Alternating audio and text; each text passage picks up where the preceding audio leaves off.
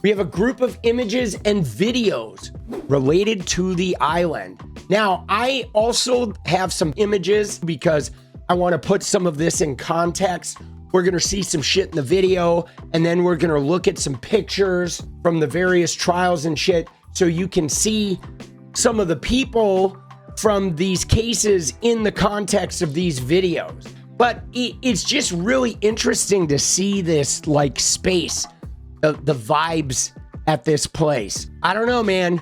There's something about it. There's something about it that was like just super creepy. If you guys have seen any of the pictures of Epstein's spaces, like all of them, okay? Even if you go into, his Palm Beach mansion, like his bathroom. This is a shot from the Palm Beach mansion, okay? This was the bathroom where the massages took place, the second floor bathroom. He always has a phone in every room, bathrooms, bedrooms, whatever. There was a phone, like the same kind of executive phone with, a bunch of push button dialing in every single room of his house. Okay. When you see the police tour of the Palm Beach mansion, there's a phone in every room. Like it was just phones everywhere. So he was able to take a call or reach out. So the people that are on this speed dial were like accessible to him, like always. Here's the outside. Okay. Now we're looking at, this is one of the things you'll see. This is the outside. You're seeing the blue things, little inner courtyard. And of course, these things are like hurricane prevention. You guys have been to the Virgin Islands or you've been to fancy places wherever there's hurricanes, they always have those storm doors to like latch off, so during storms, which kind of give it a creepy look. But like, here's some photos of these girls, right? That you can see them. These are some of the photos. This is Nadia Marcinkova and somebody else, but they're in front of some of these like sort of storm door type things. Here's another one of many of these girls that were out there. All these girls were super young. That's Sarah Ransom. She wrote a really horrific book. Yeah, no, the arches there.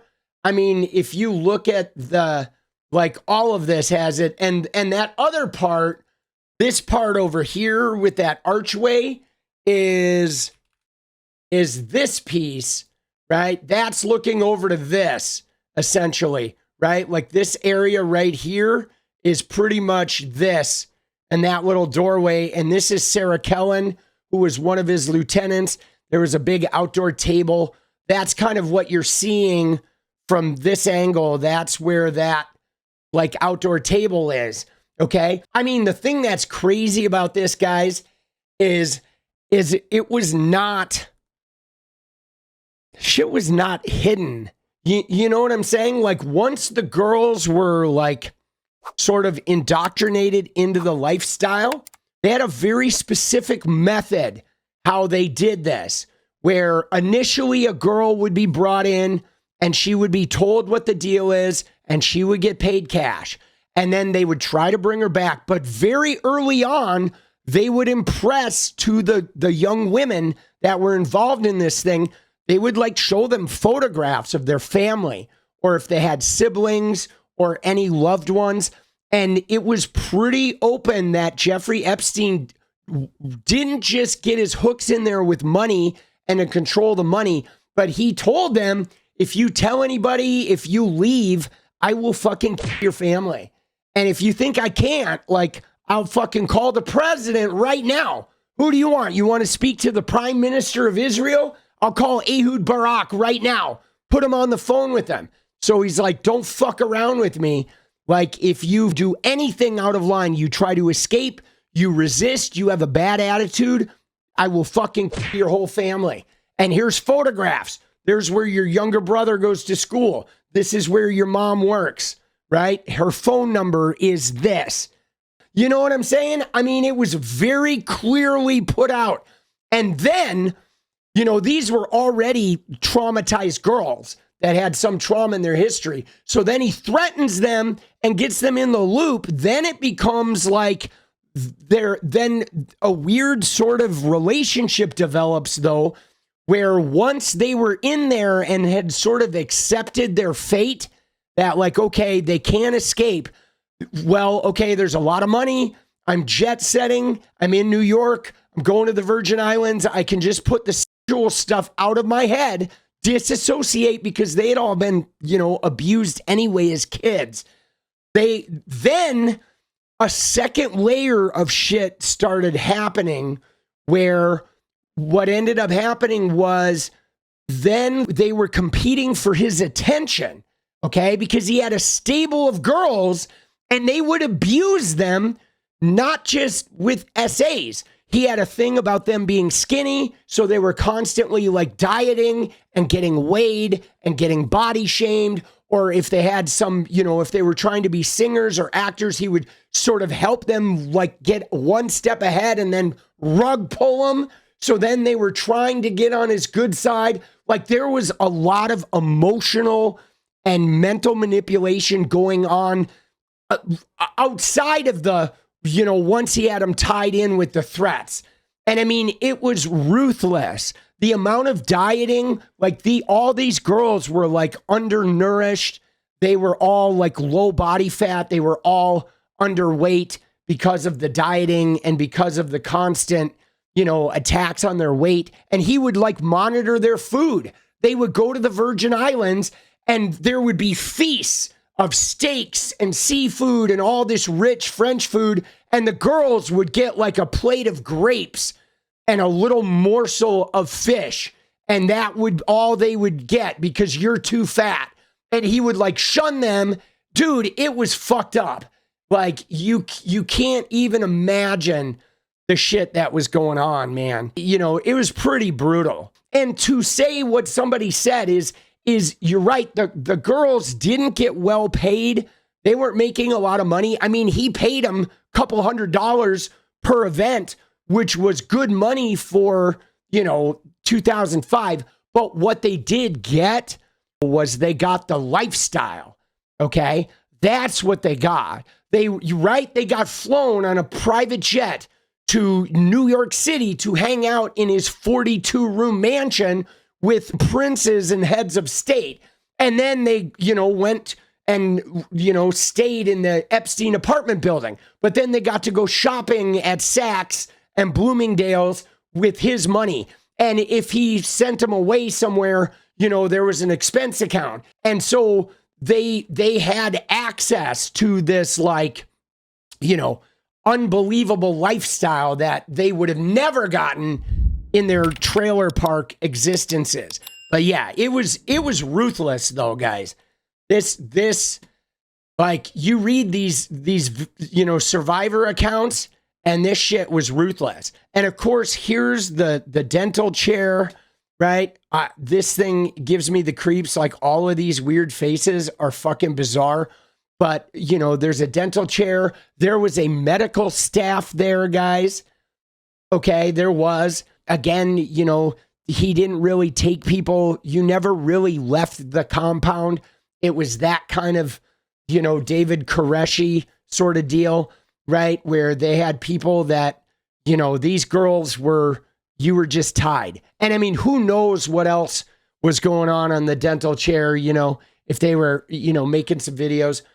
I mean, yeah, this was a well-defined system. And I mean, especially at the island too, I've told you this story before. There was an old couple there, guys, that were in their 60s, like a grandparent-like couple. And they were from South Africa. They lived on the island. Epstein would show up on a boat to the docks with the girls. They roll in and the old couple are there on the docks waiting for them to welcome the girls. If they were brand new, this old couple came in and disarmed them. Oh, it's so great to see you. So the girls are like, wow, I'm at this island. There's this old grandparents couple that are just lavishing us with attention. It's got to be safe here. And they would take them to the cabanas and shit. It was a shell game for the minds and the trust from the very beginning, the deception was like deep. The whole dental thing, the whole medical office was to make sure if somebody got hurt, if somebody tried to take their own life, if somebody was eating some crab and fucking chipped a tooth, they wouldn't have to go anywhere, right? The idea was this place was self-contained. There was never, once you were there, you weren't getting off. And eventually what he did too was there was a nearby island. He bought the neighboring island because there was only one island you could swim to. He bought that one too, so they couldn't even swim off the island. But another thing though with the dentist is he was obsessed with their grooming, okay? He wanted these girls to look perfect, which meant their teeth were like bleached and cared for, right? He did not like these girls. He wanted them skinny and you know, dressed in a certain way, and he wanted them, you know, their skin to feel like luxury soft. I mean, yeah, it was a lot of it was he made them look a certain way in order for him to remain attracted to them. It was really fucking disturbing, guys. I mean, you just can't even imagine, right? You know, you just can't even imagine. This was a part of the ritual too, that like after the grape, Jeffrey Epstein would go into the steam room and he would go and take a steam, and the girls would go in after he graped them. They would go in with towels and go like wipe him down and like rub his feet and shit in the steam room. I mean, it was pretty gnarly. Like, you know what I'm saying? I mean, it was just degrading, like in every possible way. So obviously this is during a rainstorm. Again, we're going to locate this. This is that central courtyard. There's the pool. Look at that. That's the table and shit that is from this. Okay. So you can see this in perspective. Again, here's a table. He's got his phone. There's Sarah Kellen giving him a massage. He was always getting a massage, but this is outside, and that's right there. He was sitting right there. The person taking the picture was standing over at this end, photographing it. There's a lot of pictures of like Jean-Luc Brunel and Ghislaine right there on that spot. Same table. You can see, here's the archway, okay? There's, again, them in front of the shutters. Here's an interior video. Now, this, I think, is really interesting. So the other thing he used to do, and he was very on top of it, is he used to stock all these beauty products. So, like, again, most of the girls that he was bringing here were, you know, they were girls that were from abusive families, that were poor. They were like trailer park girls, essentially, or girls from West Palm Beach or, you know, Loxahatchee, right? Where it's like really poor parts of the Palm Beach, Southern Florida, like more inland by the swamps. And he would bring them to, you know, the island, and they would go into the cabanas or whatever. And there would all these like top level, like the most expensive beauty products you could imagine were just fully stocked. He had that weird thing where he would have everything a girl could possibly want to like take care of themselves. But then it would come with the price of him, you know, berating them and forcing them to fucking do it. But he had a real attention to detail with this shit, you know? And you see the scale? I mean, that right there too, the scale was like so important. You know what I'm saying? The scale was like super important. Now, if you go and look at some of the images, we have, this is Sarah Kellen, and he flew in on his prop plane or whatever. That was Sarah Kellen. That's a girl that is also the same girl, Sarah Kellen. This is her with shorter and darker hair. She was one of his chief lieutenants. She got immunity, but he had an airstrip there. And again, you had the groups of girls out there by the shuttered areas. I mean, if you look at them, they're all really skinny. They were all kept really, really skinny. Here's another photo of Sarah Kellen massaging him out at that table. This is the little temple thing that I don't think ever really got completed. Here's a picture of those girls, right? Various females. This is Sarah Ransom. These were from the case against Ghislaine Maxwell. And dude, yeah, those videos are creepy because you're right. It was like super clinical. Now, again, guys, from the survivor accounts, it was less clinical when they were there. He had like bathing suits and clothing. He had a bunch of stuff. Like those rooms were like stocked with shit. Like a girl would go to a cabana and there would be a bunch of like luxury bathing suits and a bunch of like loungewear from, you know, Bloomingdale's and Saks and, you know, Dolce and Gabbana and shit. So there was like the girls were brought to these spaces and they were surrounded by luxury, right? Hold on, let me find the one. They were brought into these rooms, into these sterile rooms, but they were filled with luxurious clothes and wonderful hair products. And, you know, it was, the whole thing was like this like life of luxury that was then, you know, you were also a sexual slave that was called into his chamber. What is up, guys? Thank you so much for watching. You like the video, you want to support independent resistance media, you know what to do. Drop that sub, hit the like button, and please share it. And we do love our members, so if you want to become a member, it's another really great way to support. Thanks again for everything, guys. I'll see you next time. Let's go.